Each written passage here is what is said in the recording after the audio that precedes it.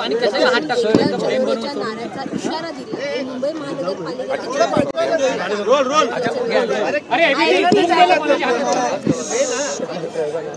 मैं हिंदी में है चलो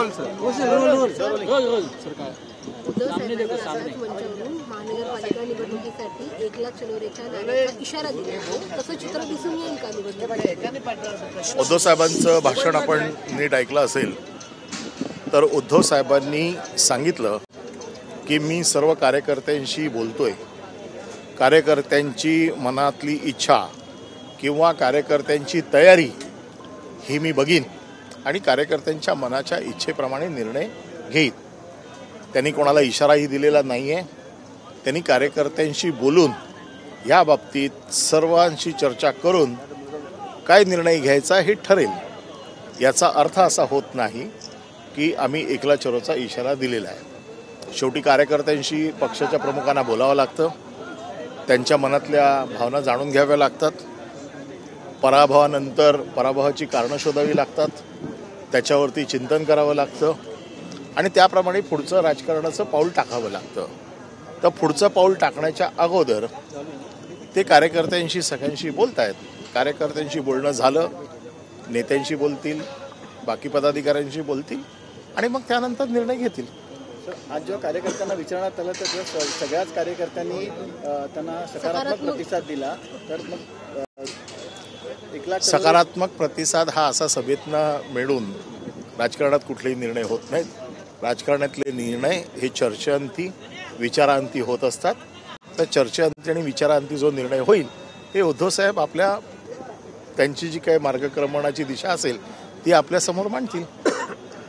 बीकेसीमध्ये जो मेळावा झाला त्याच्यामध्ये एक वक्तव्य समोर आलं की जे बाळासाहेबांचे मारक आहेत त्यांना स्मारक बांधण्याचा काही अधिकार नाही, बाळासाहेबांचे नाव नसून माफी मागितली. बाळासाहेबांचे मारक, आता बाळासाहेबांचे मारक कोण? बाळासाहेबांच्या पाठीत ज्यांनी खंजीर खुपसला ते, बाळासाहेबांच्या मुलाला ज्यांनी खूप मुख्यमंत्रीपदाच्या खुर्चीवरनं उतरवलं ते, आणि ज्यांच्या व्यासपीठावर बाळासाहेबांच्या कधीही व्यासपीठावरती भारतीय जनता पक्षाच्या नेत्यांचे फोटो नव्हते, आजच्या व्यासपीठावर त्यांच्या भारतीय जनता पक्षाच्या नेत्यांचे फोटो होते. म्हणजे ह्यांचे नेते कोण? बाळासाहेब का पंतप्रधान मोदी साहेब, अमित शहाजी हे त्यांचे नेते आहेत.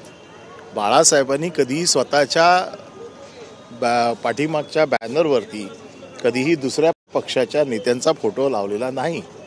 हे त्यांच्या चरणी लीन झालेले आहेत.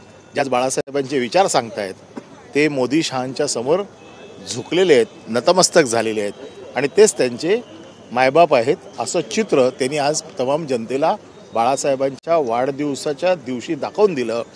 बाळासाहेबांना किती यातना झाल्या असतील की ह्याच्यासाठी मी शिवसेना पक्ष उभा केला का?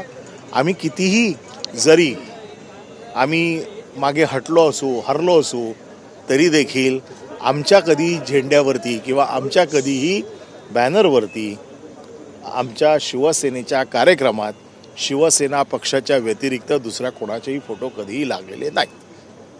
Thank you sir. Thank you sir. Hindi वाला किधर गया? ये आजा सामने आ जा.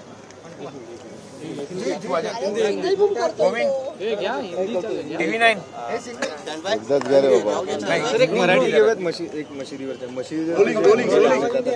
मोठ्याने कोर्टाने पहिल्यांदा तक्रार आली तर समजावून सांगा, दुसऱ्यांदा आली तर थेट ते भोंगे जे आहेत ते उठवा, अशा प्रकारची कारवाई आता ज्या मुंबई कोर्टाने करायला सांगितलेली आहे. बघा, ह्याच्यापूर्वी देखील असे निर्णय बऱ्याच वेळेला झालेले आहेत